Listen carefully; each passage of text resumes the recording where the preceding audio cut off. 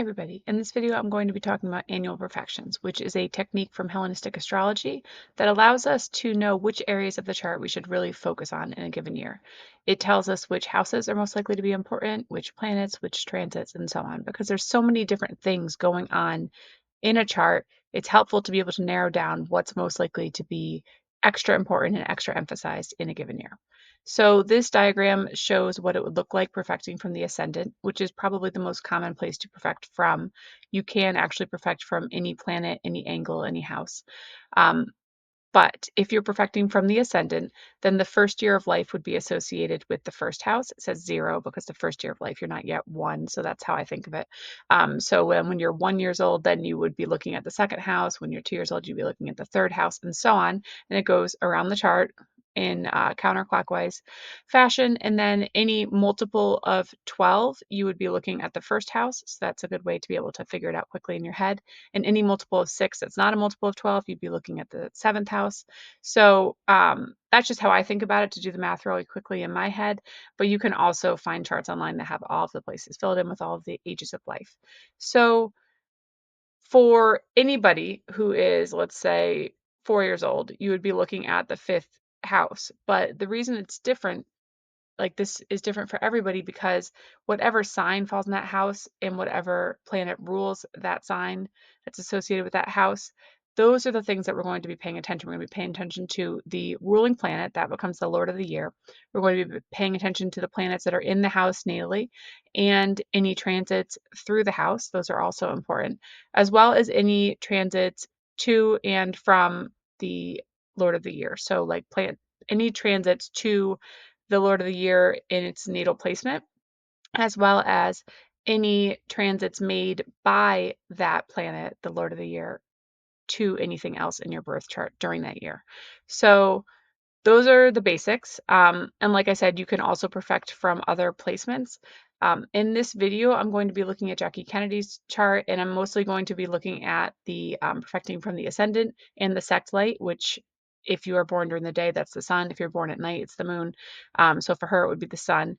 And just looking at those two things and just perfecting from those two places, you can see pretty clearly, looking at her life, like how well it actually works. And you could definitely find even more information by perfecting from other places, like if you were wanting to look at marriage related things, perfecting from her Venus or from her seventh house, you could do that too. I tend to find that it gets a little overwhelming if you try to do too much. So just like starting this up with the idea that I'm just going to do the ascendant and the sect-light gave me plenty to work with to create this video. My favorite Hellenistic source on perfections is Valens, and he was born in 120 in Antioch and wrote his book, The Anthology, between the 150s and the 170s. He is super interesting to read. He's really got this like kind of funny personality that comes through his writing, and um, he just feels very like down to earth, and like he like really just wants to like share his wisdom, and he isn't trying to be like overly flowery in his writing. In fact, he even kind of complains about other ancient astrologers, like the astrologers who are ancient to him, being like really obscure. And especially on Perfections, he talks about how nobody had really explained it in a way that he was happy with, and that he wanted to know more and he wanted to find truth. So he like went to Egypt, and um he said he lived an ascetic life, and he was just trying to find this wisdom. And that basically the point of all of that is that he wants you to give him credit for all this work he put into learning perfections, and that he's willing to share it with you, but that you better, give him credit for it. So I wanted to include this quote. I adjure you to bestow on me, Valens, your guide, eternal and noble fame, particularly since you are aware that I alone ungrudgingly illuminated this part of the truth which had never before been explicated by anyone. Do not put aside my name and attach others to this compendium. Do not blot out any of what has been or will be written here, with the result of nullifying my readers' efforts and of bringing discredit on me. May the previously mentioned gods be well disposed to those who guard these things. May their lives be prosperous, and may the consummation of their plans be as they wish. May the opposite happen to those who forswear this oath. May the earth not be passable, the sea not be saleable. May they have no offspring of children. May their minds be blind and fettered, and may they lead shameful and unsuccessful lives. If after death there is a recompense for good or evil deeds, may they suffer the same there also. And I just want to give him credit. All that said, so yeah. Valens is the go-to guy. He really knows what he's talking about. he did this, all the credit goes to him. So yeah, don't want to be cursed into the afterlife. And here's just a little bit of what Valens has to say on perfections. It can be a little hard to understand what he's getting at sometimes. I think for the most part, he's pretty straightforward, but there are definitely times where you have to really think about it. And I really recommend that if you're new to this technique, that you get Chris Brennan's book, Hellenistic Astrology, and you read through his section on perfections first, and then you look at Valens, because having that like easier to understand explanation in your mind while you're reading Valens will definitely help a lot. So this is just a little bit of what Valens says on perfections. Let us start our exposition from this point. When investigating the current year of a nativity, we divide by 12. Count the remainder from a star which is able to transmit to a star which is able to receive. In this way, we will discover to what sign the year transmits. What I have said is easy to comprehend, but complicated to determine, since all the stars, plus the ascendant, the sun, and the moon, can transmit to and receive from each other. Whenever there are many transmissions, it's necessary to take into account whether benefics or malefics predominate. To find the overall influence in a nativity, it will be necessary to count the years from the sun, the moon, and the ascendant, and if the count ends at an empty place, then they, the sun, moon, and ascendant, will be transmitting to the rulers of these empty places. So I really think it's interesting how Valens seems to have this way of doing it where, first of all, you can perfect from any point in the chart, any house, angle, planet, and not just from the ascendant. So that's key. And yes, you could get like overwhelmed if you tried to perfect from all these different places. So, like I said, we're just going to focus on perfecting from the ascendant and the sextile in this video.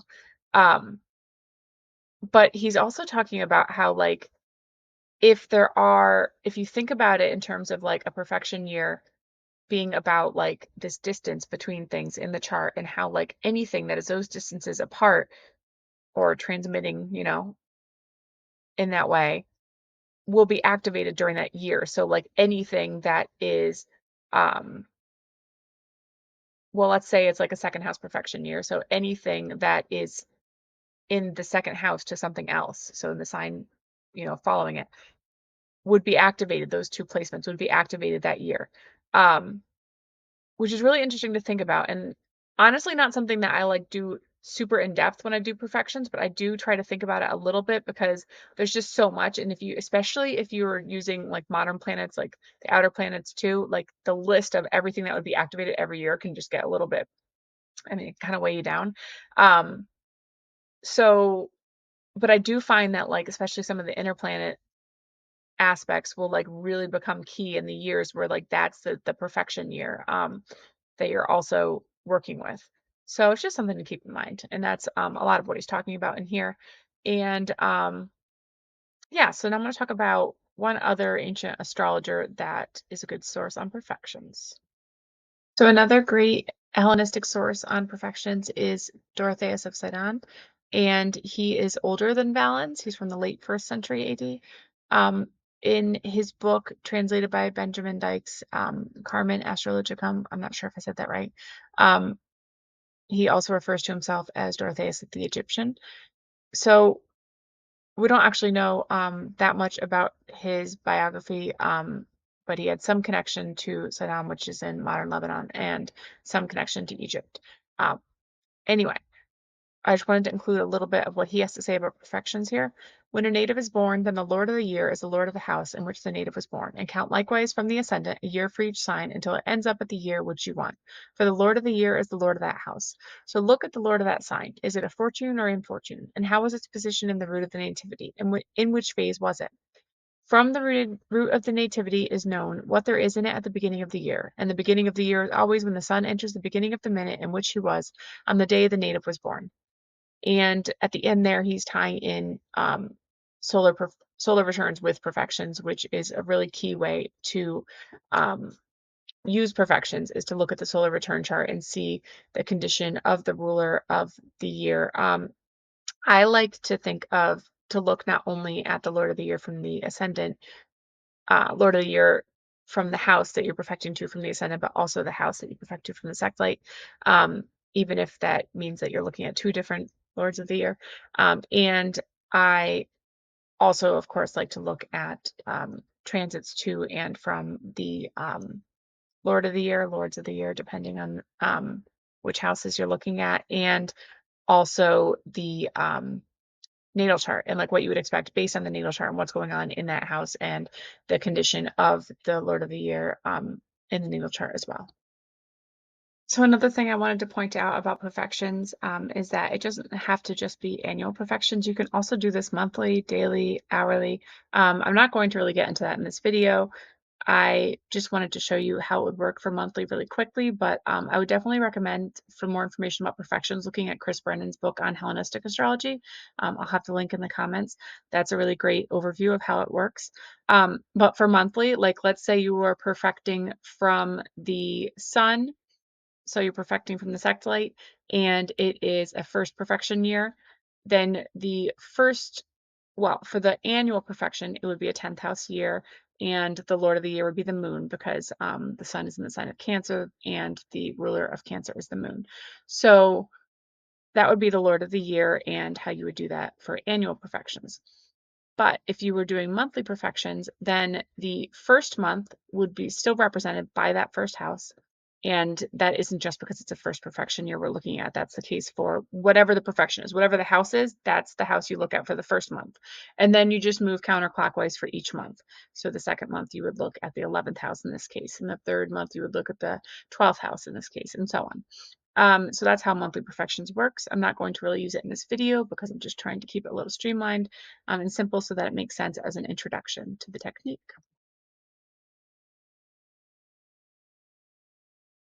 Okay, so we're going to look at Jackie Kennedy's chart in this video for examples. And I picked her because I knew that her life would be pretty well documented, and also that I didn't really know much about her, so I couldn't come into it with like any bias or anything about like what the most important things were that happened in different ages of her life.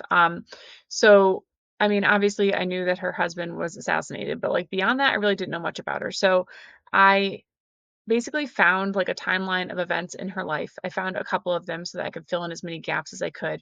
And I just started applying like the perfections from the ascendant and the sextile to see how they lined up with the events in her life. And I was pretty amazed, honestly, at how well it worked. So first, I'm going to look at a particular year that I thought was just really straightforward. And then after that, I'm going to try to go through it more systematically, maybe by different perfection years and compare like how things can be different from one like fourth house perfection year to another based on the transits and things that are going on and how that has such a huge impact on the quality of the year. So this chart, this has her natal chart in the inner wheel, and then transits from May 13th, 1951 in the outer wheel. And so she was 21 years old. And in when you're perfecting from the ascendant, that would be a 10th house year, and perfecting from her sextile, which is the sun in the 10th house, you would start there for 1, and then you would count up to 10, and you would end up with the 7th house. So it's a 10th house perfection year from the ascendant and a 7th house perfection year from the sextile. And I thought this one was a pretty cool one to start with just because when I looked at a timeline, it was like, what are the major things that happened to her this year? And two things came up. It was she graduated from college and she met JFK. And there were some disagreements from different websites about when she met him, but it seems like the best answer is right around the time she graduated, May 1951. I found that on multiple websites, and also a quote from her from 1953 saying that she had met him 2 years ago. So I decided to trust that over the sources that said that she met him in 1952. And also, it just really works with the perfections. So I feel like, and also like the sources were legit, like historicamerica.org, or I mean, there was a bunch of them that said that May 1951 and the quote from her. So I'm going to go with that. So in this transit Bible, you can see that, for example, if the 10th house and the 7th house are the ones that we're perfecting to, and we're looking at the fact that, first of all, she met her future husband, 7th house perfection year, that's amazing. And the ruler of the 7th house is Venus, and Venus was entering her 9th house. So that's also bringing in that 9th house topic of higher education, all that too. And if you look at the 10th house, then what's in the 10th house? You have Pluto, and you have the moon conjunct Pluto, and the moon is also the ruler of the ninth house. So again, that graduating from college is like making a lot of sense, not only in terms of her like finding her place in the world, but also the fact that the ninth house is being pulled in a couple of ways here.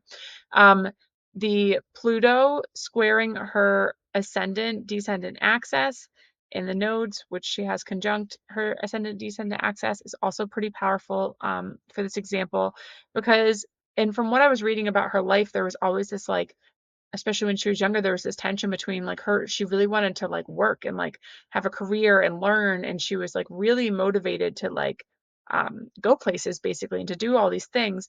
And she did try working and she encountered bosses who would be like, oh, you're never going to find a husband that way and things like that. So then she would get married and she would realize like, oh, I'm sort of expected to stay at home, you know, and she was able to really like do a lot married to, you know, the president of the United States. But like, leading up to that point, there was like always that tension between the two ideas of like being a wife and being a working woman and like what she wanted to do with her life and how felt that she would be bored if she was staying at home and so on. So that Pluto squaring her ascendant and descendant in the 10th house, which has been perfected to, was just really, I thought, extra important this year. I mean, obviously Pluto was there for a long time, but in this being the 10th house perfection year, I feel like this is a year when it would really like come into play because she just graduated college and was like, okay, now what? And she's meeting JFK, and it said, you know, that they like secretly dated for a couple of years. Um, Although she did briefly, she was engaged to somebody else and she broke it off to be with JFK. So, but we'll get into that later. So I just wanted to point that out. There's not a lot more I wanted to say about this particular example. The next one I'm going to do is I'm going to look at some of her fourth house perfection years to show you how like some of the same themes will show up and how in years that stand out as particularly different, there's usually something really big going on transit wise. So we'll look at that next. Actually, before I move on, I wanted to look at the solar return for that year also. So this is the solar return for her that year, starting in July 1950. So it was still the solar return through her following birthday. So if we're thinking about all of that that was going on for her in May of 1951, this is the solar return that was active for that year, for that time of her life. And if we were saying that the 10th house and the 7th house were being perfected to from the ascendant and the sect light, then the Lord of the year would be the sun from the ascendant, or you could look at Venus if you're perfecting from the sect light.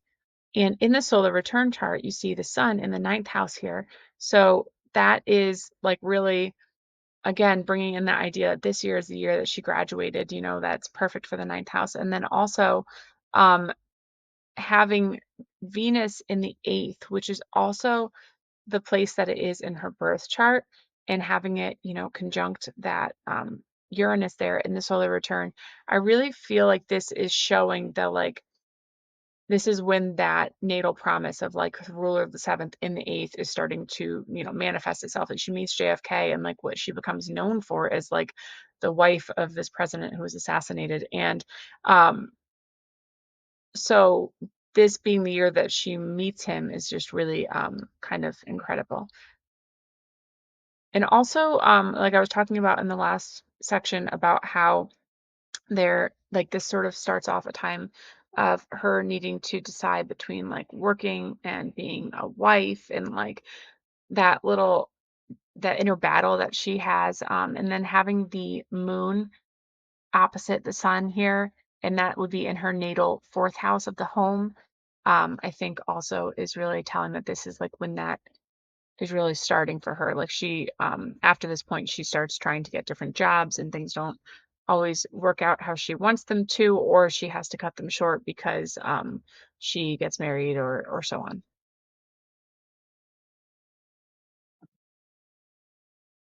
All right, so now I want to look at fourth house perfection years.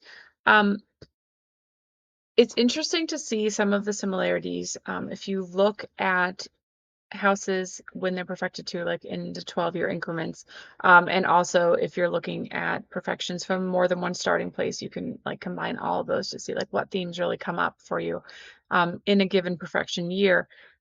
But there's always like outliers, and there's always ones where you're like, wow, that's really like the quality of that year is so different from some of the other ones. And Valens talks about it a lot about how Like, yes, there are these 12-year cycles with similar themes, but the quality of the year, the events of the year won't be the same as 12 years previously because you also need to look at the transits and the solar return, the condition of the perfected house, and the condition of the perfected ruler in the solar return. Um, so when we look at the fourth house perfection years, it was funny to see, like, when I looked through a timeline, like, the ones that came up with like an actual description, because for some of the years nothing was really said, especially as she got older and like more private, and there wasn't as much known about like what she was doing in a particular year. I don't have as much for those years. um, but for the first part of her life, you can really find like at least one event from any given year. So like for fourth house perfection years, if we're starting from the ascendant, then when she was 3, her sister was born. When she was 15, a half sibling was born. Um, and both of those make sense because fourth house perfection years can be about the people in your home, because the fourth house is all about the home, but like the people in your home changing. And like for a little kid or even a teenager, like a new baby is like a major change in the home, right? When she was 39, that's another fourth house perfection year from the ascendant. She married her second husband and then moved to live with him. And they lived in multiple locations: Greece, Paris, New York, and so on. Um, Even a yacht, although I'm not sure if they had that at that point or not. I think so. Um, so all of those make sense, right? And then if you look at it from the sect light, when she was 18, she was in a fourth house perfection from the sect light, and she moved away to college. So like her home environment completely changed, right? And when she was 30, she was campaigning with her husband, but she realized that she was pregnant, and then the doctor told her that she needed to stay home and rest more. So like the fourth house perfection years from the sect light are also seventh house perfection years from the ascendant for her. Like there's always going to be that combination. Like anytime that a person's fourth house, or like we'll just look at Jackie Kennedy, anytime she's in a seventh house perfection year from the ascendant, it's always going to be a fourth house perfection year from the sect just because of the relationship between her ascendant and her sect in her birth chart. So when she was 30, yes, she was campaigning with her husband, and like that was like a really big thing. Obviously, it makes sense for a seventh house perfection year from the ascendant. In terms of the fourth house, though, she was basically made to go home and rest because she was pregnant. So all of that makes sense. And out of all the timeline of events that I could find, I only skipped one that came up as a fourth house perfection year that had actual like real events listed and interesting stories and so on. But the reason I skipped it is because it was so different from the others. So when she was 27, that would be a fourth house perfection year from the ascendant. She gave birth to a stillborn daughter. And that obviously, like, yes, there's that theme of like babies being born, and that is similar to when she was younger, but like, why was this one so like so much more difficult? And why was this year so particularly hard on her? So what I'm going to do next is I'm going to bring up the transits for that year, particularly the transits for when that baby was born, and just show you like some of the ways you can see how like a particular year might be harder because you're really focusing on particular transits being emphasized for a person. All right, so now we're going to look at the transits for the day that her stillborn daughter was born.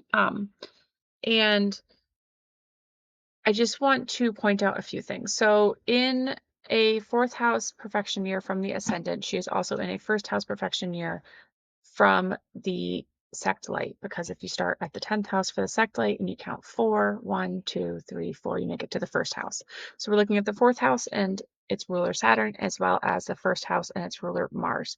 And first, so like the two malefic planets to start with. But then also, if you look at the time that her daughter died, um, Mars over here is in the fifth house retrograde with the moon, which is all about the body. And um, it's also squaring her natal Saturn. So that's Saturn and Mars at play there.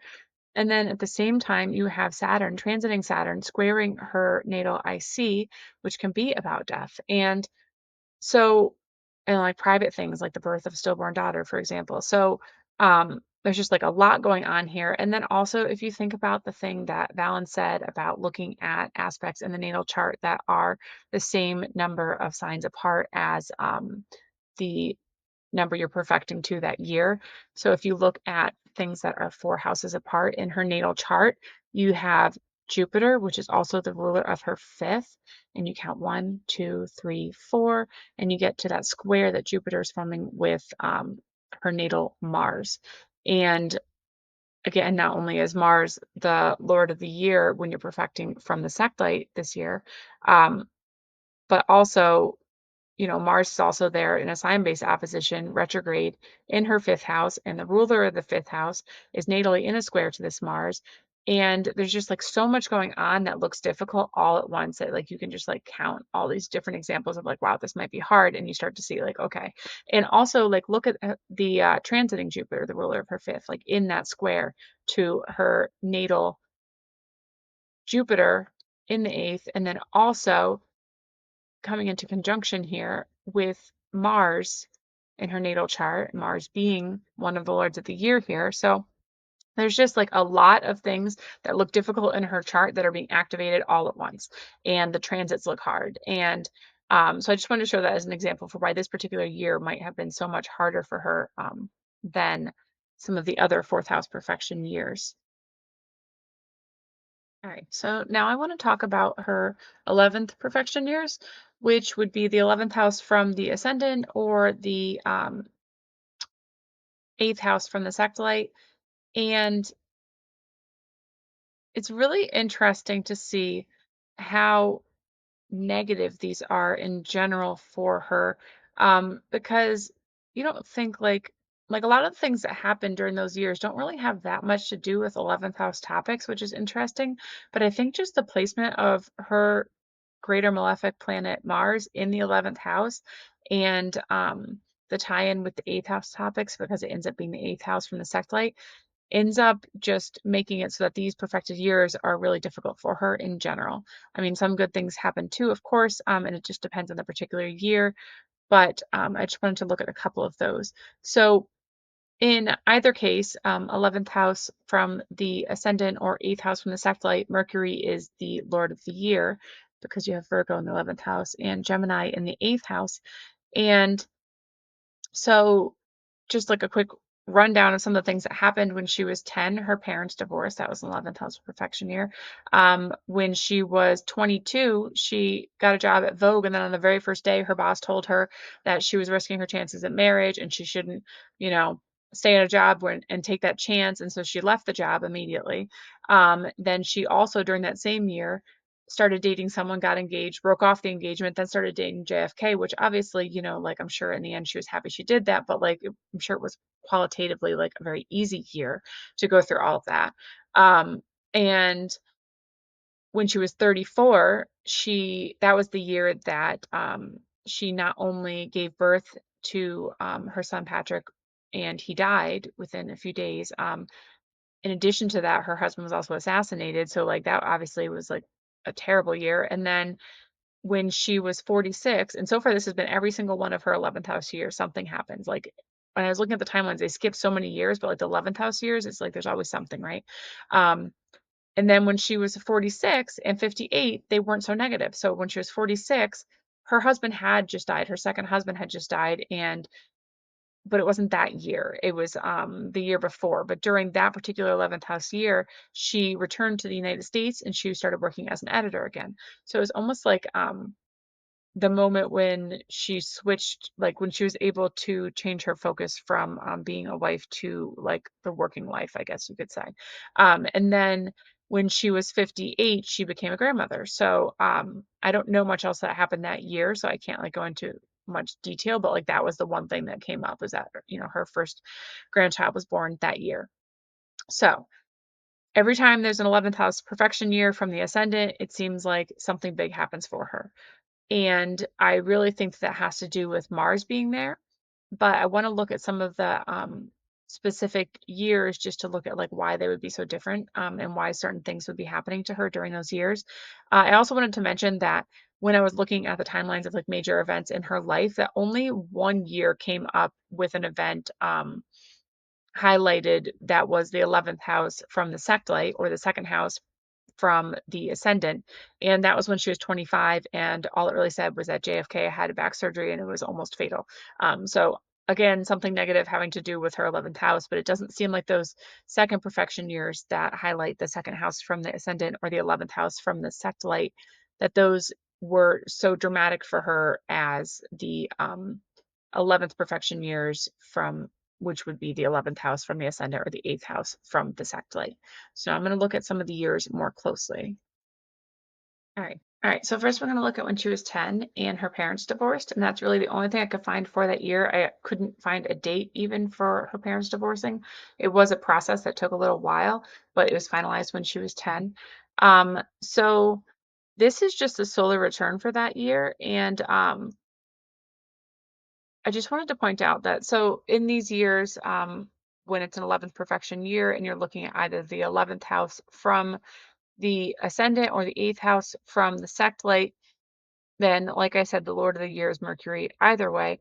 And Mercury here is retrograde and it is in the 4th house of parents in the home and in the solar return chart. And not only that, but you also have the Mercury applying to a square with Uranus over here in the first, which is also the natal 7th house of marriage and relationships. And like I think that pretty much just speaks for itself. So I just wanted to point that out real quick. And then just really quickly, I wanted to look at a transit chart. Like I said, I don't know when her parents got officially divorced. So I just tried to think of a date that was like, you know, in the middle of the year approximately. And to make it easier for myself, I stayed in 1939. So I just picked Christmas 1939, which isn't quite halfway through the year, but close enough. So just looking at that, just to get an idea for what kinds of transits were going on this year. Obviously, I'm looking at the slower moving planets since I don't know exactly when something happened or when the divorce took place. It was official. But if you look at this transit chart for Christmas when she was 10 years old, um, it's kind of amazing. And like I said, I just picked a random date, but like Pluto was on her Mercury. So that's pretty incredible, first of all. Um, yeah, I did not plan it that way. But and then also what I really wanted to point out before I noticed that was that Neptune was going through her 11th house, so that could be a little confusing. And also, yeah, I mean, Mercury, like in a Mercury year, you know, Mercury moves so quickly that it's going to pass through the entire chart. And since I don't know exactly when the divorce was finalized, I can't say like, oh, well, look what Mercury is doing at this given point or whatever. And it was really interesting to see it retrograde and in the 4th house and so on in the solar return chart. But I think it is also very interesting to see that in the transit chart for that year, and Pluto moves so slowly that it would have been in range of a conjunction with her natal Mercury throughout this year. So that is really interesting as well. All right, so now we're going to look at her chart for when she was 34, and she was also in an 11th house perfection year from the ascendant or an 8th house perfection year from the sextile. So there were a couple major events in this year. Obviously, her husband died, but first we're going to start with her son dying. So he was born pretty soon after she turned 34. So he was born August 7th, 1963, and then he died a couple days later on August 9th. This shows the transits for when he died. And so Mercury's Lord of the Year, whether you're looking at the 11th house or the 8th house, because it's Virgo and Gemini. And Mercury in the transits here when he died was actually in the 11th house, conjunct transiting Pluto, and both of them conjunct her natal Mars. And that Mars really does seem to come into play in situations like this. Like, for example, when we talked about her stillborn daughter, that was in a 4th house year, but also 1st house from the sextile. And so in that case, Mars was Lord of the Year, and having that transit to the Mars activated that square with Jupiter in her natal chart, Jupiter being the ruler of her 5th house. And here that same thing is happening where that aspect is being activated. Um, it's really intensified by that Pluto and also the fact that the Lord of the Year itself is one of the planets activating that square. And yeah, I just wanted to point that out. as like the first major thing that happened during this year when she was 34, and how this was already like off to being like a pretty rough year for her, a very rough year for her. All right, so next we're going to look at the same perfection year. So when she was 34, and we're looking at an 11th house perfection year from the ascendant, or an 8th house perfection year from the sextile. And later in this year, while she was 34, November 22nd, 1963, her husband was assassinated. And so when you look at the transit wheel for that day, you can see that in the 11th house, her natal Mars is being activated by Pluto and Uranus conjunct. And also Pluto is right on her natal Mars. Um, so a lot going on in her 11th house. And then if you look for Mercury, the Lord of the year, you can see that Mercury was over here in the second house, but exactly opposite her natal Jupiter in the eighth, and squaring her natal Mars and the transiting Pluto and Uranus conjunction. So it's almost like the Lord of the Year, Mercury, is like activating that square again that we saw in her previous 11th house years that were so difficult for her. I also just want to quickly look at the solar return for this year. And remember, this is both the year that her husband was assassinated, as well as her baby was born early and then died. So in the solar return, you see that the sun is in the eighth house of death, and Mercury, the Lord of the Year, is also there. And if you look also, you can see that Mercury is exactly opposite Saturn, and Saturn is in the natal fourth house, which is also associated with death. So that coming up in a big way in this year is not like altogether unsurprising, I guess you could say, looking at the solar return. And also, Mercury up here is square her MC and IC, and IC is also associated with death. And in this case, it's in the fifth house, which, is also associated with children. So that gets tied in also. So all around, it is pretty interesting solar return. And just like another little side note that's not really related to perfections at all, but I thought was interesting, you can see that Mars, which, as we've seen already, is a pretty difficult planet for her in general, and it has just entered her natal 12th house in the solar return, which is the 10th house in the solar return. And Mars in the 10th being like showing that these terrible events, like this terrible event of her husband being assassinated, became like what she was known for in a way, and how also, since it's the natal 12th house, and the 12th house could be associated with like secret enemies, hidden enemies, and he was assassinated by a hidden enemy. So I think that that also is pretty interesting, but again, not really related to perfections. All right, so this is an example of an 11th house perfection year that went a little better for her. Her second husband had just died months before, and it wasn't the previous perfection year. But during this perfection year, she moved back from Greece and became an editor, and that was actually the job that she stuck with for decades until she died.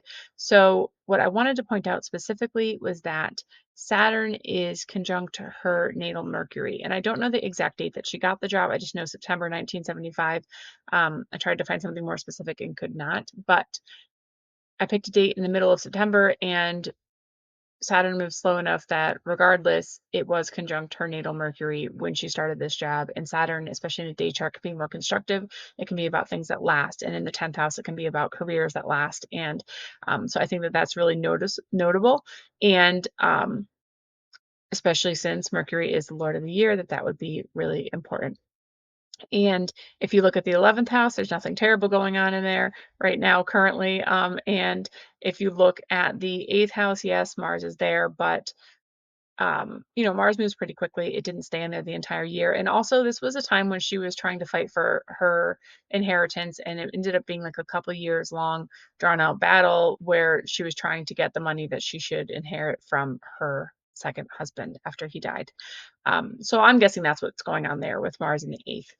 But overall, it was a more positive year for her. And if we look at the solar return chart, there's a couple things I want to point out there as well. So this shows the solar return chart for that year. And First of all, if you look, you can see that the natal 11th house is showing up as the solar return 10th house of career, and Venus is there. So that's already looking positive for that area, and it's extra important because that's the natal 11th house. And if you look for Mercury, the Lord of the year, you can see that it is actually in a really close position, is really close to its natal position. So that's almost like the thing that it was significating in the birth chart is like coming to be, is manifesting. And um, it's in the ninth house in the solar return chart, and editing and publishing and all of that can definitely be a ninth house topic. And then also, of course, that would be her 10th house natally, and that's about career. So it's very fitting. And then you have Saturn in the eighth house in the solar return chart, but this is also the ninth house of the natal chart, which, like I said, could be about editing and publishing and all that. And so I just wanted to point all that out. I think it's a pretty good one. If you look at the 11th house in the solar return chart, you have Pluto on the midheaven and Uranus there also. And I just think that that really speaks to this like new career that she takes on this year, and that it is something that like really is transformative for her for the rest of her life. And I also, this isn't really related to Profections at all, but I just love that the second house is rising here because this is when she started making money for herself. She hadn't gotten her inheritance yet from her second husband. It took a couple of years, and this is when she started working for herself and having the second house rising, and this is pretty cool. One more thing I wanted to point out is that even though in the solar return chart, Pluto is in her 11th house still, in the actual, let's go to natal chart, and then we'll do the transits. You can see that when you look at the transit bi-wheel for this time, that finally Pluto is out of her 11th house. And that makes all the difference for the quality of these 11th house perfection years, it seems, for her. Because in all the previous ones that we looked at, or most of the more recent ones, Pluto was in her 11th house, and that really seemed to intensify and make them a little bit more difficult and challenging. So I wanted to point that out as well. Now, I just want to briefly look at one last 11th house perfection year, in which she became a grandmother. And I don't know very much else that happened to her in this year other than that fact. So I'm not going to look at it very long, but you could see that one reason why it might have been a more positive year for her than some of the previous 11th house perfection years, which, as I've mentioned many times, is also the eighth house from her sextile, is that you can see that the Lord of the Year Mercury is conjunct not only transiting Venus, but also her natal Venus in her eighth house. And so those positive aspects with transiting and natal Venus would be making the year more positive, since that is the Lord of her year, Mercury there. And also being the eighth house, it's like extra important that transit. So this was when her granddaughter was born. Obviously, Mercury wasn't there the whole year, but as this was happening, that was a positive event. And like I said, I don't really know what else happened that year. So I just wanted to point that out pretty quickly. And then just really quickly to look at the solar return for that year. Mercury up here in the ninth, co-present with Venus, and it is in aversion to both Mars and Saturn. So both malefic planets cannot see it in the solar return. And yeah, like I said, all I know is that she became a grandmother this year. But overall, obviously, it was not as negative of a year for her as some of the previous ones we looked at, and Mercury doesn't look like it's in bad shape in the solar return. Right, so I want to look at a third house perfection year. This was one of the only ones that came up when I looked at a list of major events in her life. Um, well, it was the only third house perfection year from the ascendant that came up at all as something that had like a major thing happening. And this was the year that her brother-in-law was assassinated. So first of all, that makes a lot of sense that that would happen in a third house perfection year, since the third house is associated with siblings. But like, why would it be so dramatic for her, especially when other third house years were relatively chill enough that they didn't even show up on a timeline of major events, right? So this one obviously is very different. And I just wanted to look at this really quickly. So in the solar return, this is the solar return for that year. The third house is rising, so it's like extra important in this particular third house perfection year. And on top of that, if you look at the natal bi-wheel, then you can see, so Saturn is the Lord of the year because her third house has Capricorn, the ruler Saturn, and in the solar return, Saturn up here, over here in the sixth house is um, conjunct her natal Uranus. And then if you look at transiting Uranus, it is square her natal Saturn. So Saturn is being activated by or is activating Uranus in two different ways. And Uranus being like sudden shocking events, and her brother-in-law being assassinated, it all just kind of makes sense to me anyway. And yeah, and I mean also like if you are looking at I mean, there's a bunch of other things going on here. I'm just trying to stick to the perfections, but like the third house is rising in the solar return, and like um that if you look at that ascendant descendant axis in the solar return, and you see that like Pluto is conjunct that axis, and then also like in the descendant part, and then also Mercury, the ruler of her eighth, is on the descendant. And I don't know, there's just a lot going on, but like if we just look at Saturn, I think that Uranus squaring the natal Saturn and then transiting Saturn conjunct the natal Uranus is pretty interesting. So just wanted to look at that really quickly. And I think what I'm going to do next is I'm just going to like list off some of the different events that happened during different perfection years for her so that I don't spend hours just going over every possible chart that I could look at. Right. All right, so I just want to do a little rundown on just like going through her life and looking at some of the key events that came up and then talking about what perfection years they were, just so you can see how, like, without even looking at the transits and the solar returns and all of that to try to get into more specifics of what happened, you can still see how the themes come up based on the perfection years from both the ascendant and the sextile. Um, so I'm not going to read all the ones that I found because that would take a while, but I'm going to try to do some of the highlights. Like when she was 3, her sister was born. That was a fourth house perfection from the ascendant, which makes so much sense because like her experience of home life was so radically changed as a 3-year-old having a new sibling in the home.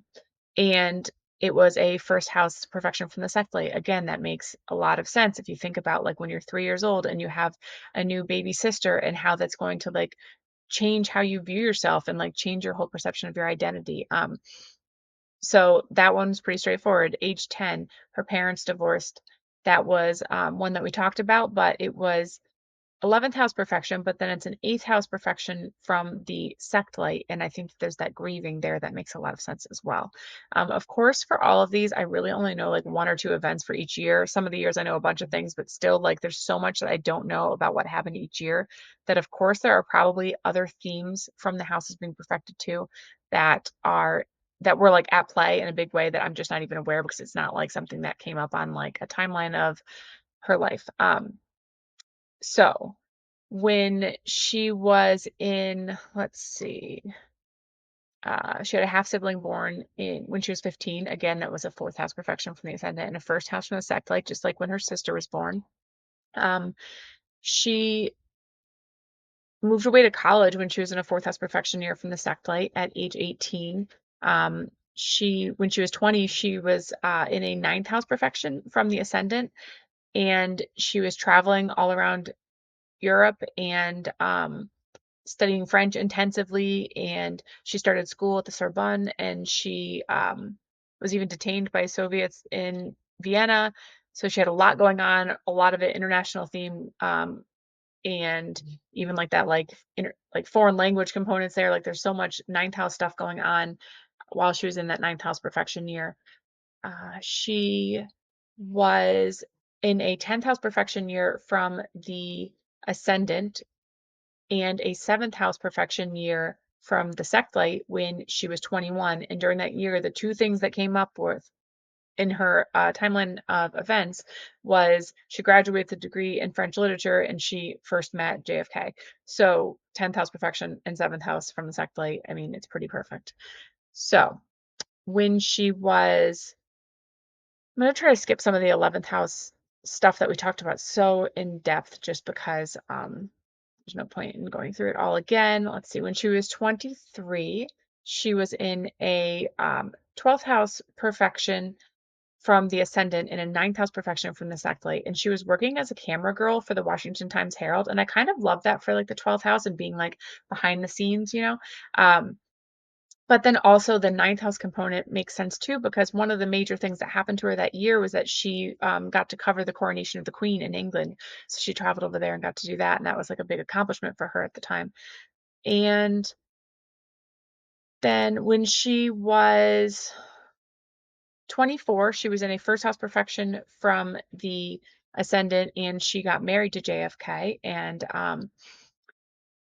that one, I think, like, I can't remember if I talked about this already or not, but like when the first, it makes sense that the first house perfection years would also be activating that seventh house just because of the ascendant descendant axis and how you can't activate the ascendant without also activating the descendant. So that makes a lot of sense to me personally.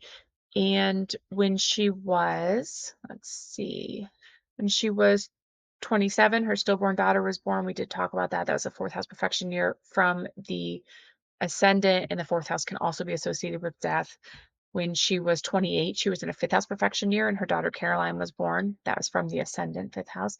And when she was 29, she was in a sixth house perfection from the ascendant and a third house perfection from the sextile. And those perfection years didn't actually come up very often as like major events occurring in her life, generally speaking, during those years.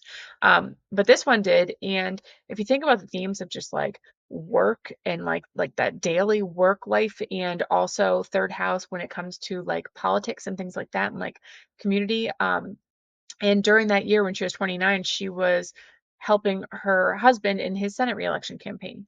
Um, and when she was 30, it was a seventh house perfection from the ascendant and a fourth house from the sextile.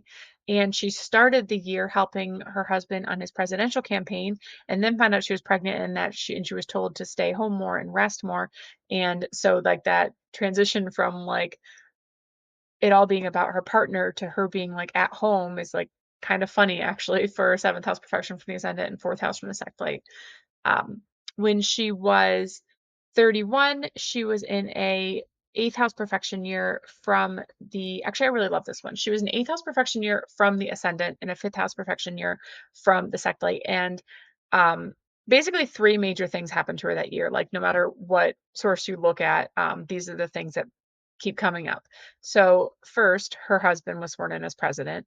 Um, Second, her son um, was born. And third, she started this massive project renovating the White House, which actually became like one of the legacies that she was known for. And it was she created the White House Acquisition Trust, which was a nonprofit tax exempt fund that she used to purchase art for the White House. And she also like worked to make sure that future presidents wouldn't be taking art and things with them when they left, that these would be like property of the people, basically, that it would like stay in the White House. And all of that feels so very eighth house to me, like working with this trust and these tax exempt funds, and trying to create this legacy for everybody that's like owned by everybody, basically. Very eighth house. And it was like her most positive eighth house um, year that came up, like looking at a list of events. Like a lot of them were a lot more difficult. A lot of like the eighth house perfection years from the sextile, which were the 11th house perfection years from the ascendant, we already talked about, they tended to be more difficult for her. And then even other eighth house perfection years from the ascendant weren't necessarily the easiest for her, but this one, the eighth house, came out in a more positive way. And maybe I will look at that after this just because it's a really interesting one. And it was a fifth house perfection year from the sextile, and her baby was born. So that was a really good one. And then when she was 32, it was a ninth house perfection year from the ascendant and a sixth house perfection year from the sextile. And she, in terms of like ninth house stuff, she toured India and Pakistan with her sister. She also allowed the media to come in and like tour the White House and all the work that she had done, and then they made like a documentary about it, and then she actually won an Emmy for it, and it was like viewed around the world, and it was a really big deal for her. It was like a major thing that she accomplished. But like she worked so hard on it that that does feel like kind of sixth house to me. It's like really like that, like Like she put so much effort into making this happen. And then the ninth house, like getting this seen around the world, it feels right for that year. Um, when she was 33, she was in a 10th house perfection year from the ascendant, and she was named Time Magazine's Woman of the Year. So like that, like prominence, that like her reputation in public and all that 10th house stuff. And then she was also pregnant again, and it was a seventh house perfection year from the sect light, and she was staying home more, and like really focused on, I would imagine, her family and her relationship. Of course, I can't know that for sure, but that's what I would imagine. And when she was, well, we talked about 34 because that was the year that her baby died and her husband was murdered. We already talked about that pretty extensively. When she was 35, it was the 12th house perfection year, and they published a report naming the gunman. So that tie-in with like secret enemies, I think, is pretty on point there. And when she was 38, that was when her brother-in-law announced he was running for president and then was assassinated. And that's a third house perfection year, which fits with the siblings theme of the third house as well as like politics theme. Um, and when she was 39, she was in a fourth house perfection year and from the ascendant, in a first house perfection year from the ascendant, and she got married. So again, that first house tying in with marriage, again. But I also think that the fourth house is big here too, because the year before, when her brother-in-law was assassinated, she said, if they're killing Kennedys, then my children are targets. I want to get out of this country. And then the next year, she marries this longtime friend who lives in Greece but has like homes in various places and a yacht and all this, and she can like live in all these different places, but she can get away. And so I really feel like that like theme of home was so important to her right then, and trying to find like a safe place to be with her kids. So I think that that also explains why fourth house perfection would have that marriage happening then, because of like her mindset going into it. And then, or what I assume was her mindset based on that quote and what had happened to her and her choice to marry Aristotle Onassis at that point. Um, when she was 43, she was an eighth house perfection year from the ascendant, and her stepson, Alexander, died in a plane crash. It was a fifth house perfection from the sect light, so that like grief and then also children, both of those themes coming up. And let's see, I'm almost done because the older she gets, the less I know about what was actually going on with her each year. So when she was, let's see, when she was 45, she was in a 10th house perfection year and her second husband died.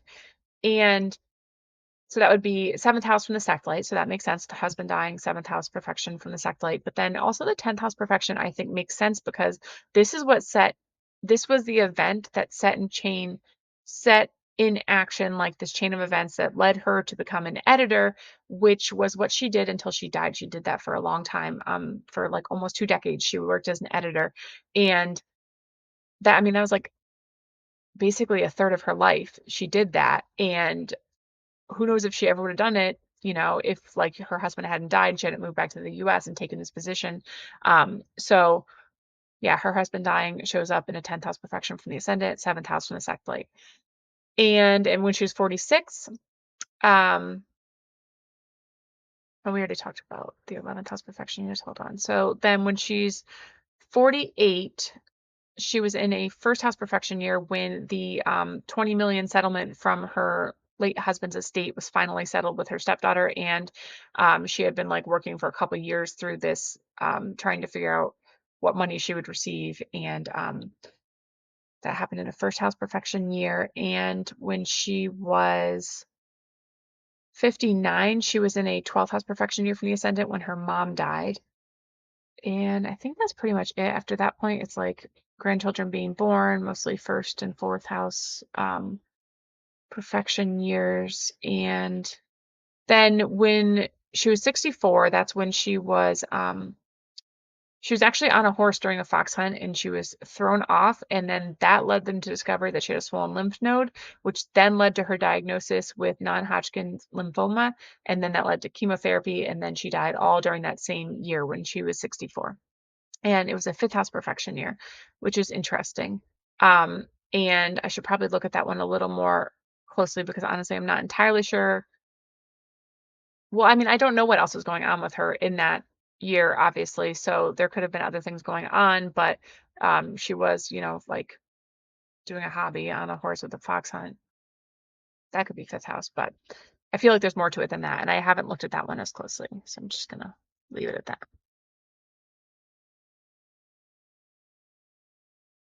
All right, so after all that, I decided I did want to look at the last year of her life since I hadn't really looked at it yet, and it'll be kind of fun to just look at it on the fly and see what I can see and try to figure out, because it's kind of a mystery to me, why it would be in a fifth house perfection year. Although honestly, in my experience looking at like charts, don't always seem to reflect people's own deaths as well as, maybe it's just not something that I'm like particularly experienced at, but like when I've looked at charts for people's deaths, I haven't seen as much in their own charts and transits and so on as I have in like the people around them. So it's just kind of something I'd like to research more, I guess. But this is the transit for when she was thrown from the horse, which led to her diagnosis and so on. Um, and since it was a fifth house perfection year from the um, fifth house perfection from the ascendant, the Lord of the year is Jupiter. And one thing that I noticed was that the south node up here is near Jupiter. And so I looked at an eclipse chart, and there wasn't a lunar eclipse just like a week after, 8 days after this happened. And it was at 7 degrees Gemini, so really close to her natal Jupiter in the eighth. So that right there is pretty amazing, I think, for in terms of looking at like what was going on with the Lord of the Year during all of this. So the eclipse right there is definitely important. And I'm also going to look at the solar return. All right, now I'm just kind of laughing at myself because I just looked at this and I was like, are you kidding me? So here is the solar return for that year. Um, her eighth house was rising, and the south node is right there with the ascendant representing her. And that is also conjunct, both are conjunct her natal Jupiter, which is the Lord of the Year for that year. And the eclipse right in the ascendant is like a major beginning or ending having to do with the self, and she died that year. So like pretty dramatic example, I would say. And yeah, I mean that's pretty crazy to me. And then also that Jupiter in the solar return chart is in her fifth house, but it's also the 12th house natally, which can be more difficult traditionally speaking. All right, I feel like I have gone on long enough, so I'm going to stop here. I just really was excited to share this with you because perfections are so awesome and so interesting and work so well. And I really love solar returns too, and I love combining them. So I just wanted to share this with you guys, and I hope that it was interesting and that maybe you learned something. Or if you have anything to add, please do. I would love to hear from you. And I will include links to the books in the description for the video. Um, yeah, so thank you so much for watching.